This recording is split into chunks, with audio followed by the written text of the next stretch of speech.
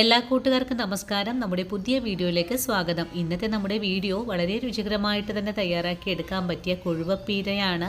ഈ ഒരു കൊഴുവപ്പീര പണ്ടൊക്കെ നമ്മുടെ അമ്മമാര് നമുക്ക് ഉണ്ടാക്കി തന്നൊരു പാചക രീതിയിലാണ് ഞാനിവിടെ തയ്യാറാക്കി കാണിക്കുന്നത്. ഇതിനായിട്ട് ഞാനിവിടെ എടുത്തിട്ടുള്ളത് അരമുറി നാളികേരവും എരിവിനാവശ്യമായ കാന്താരി മുളകും ഒരു നുള്ളും മഞ്ഞൾപ്പൊടിയും 2 തണ്ട് കറിവേപ്പിലയും ഒരു കഷ്ണം ഇഞ്ചിയും ഒരു 50 ഗ്രാമോളം കൊച്ചുള്ളിയുമാണ്.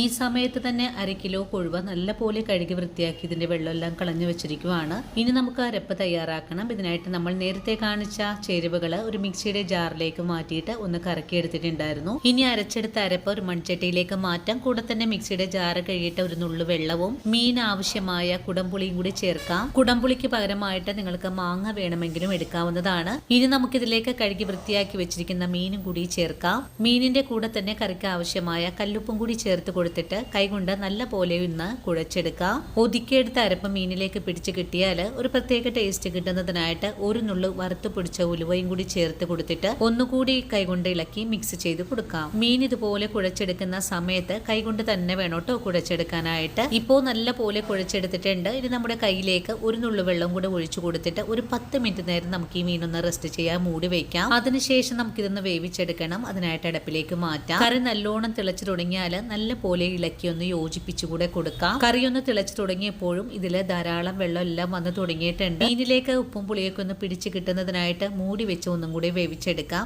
അതിനുശേഷം ഇടയ്ക്കിടയ്ക്ക് ഇളക്കി ഒന്ന് യോജിപ്പിച്ചുകൂടെ കൊടുക്കാം. 10 മിനിറ്റ് പോലും വേണ്ട നമുക്ക് ഈ കൊഴുവപ്പീര തയ്യാറാക്കി എടുക്കാനായിട്ട്. മീനെല്ലാം വെന്ത് വെള്ളമെല്ലാം വറ്റി വന്ന കറിയിലേക്ക് കുറച്ച് കറിവേപ്പിലയും കുറച്ച് പച്ച വെളിച്ചെണ്ണ കൂടി ഒഴിച്ചു കൊടുത്ത് പെട്ടെന്ന് തന്നെ ഒന്ന് മൂടി വെച്ച് കൊടുക്കാം.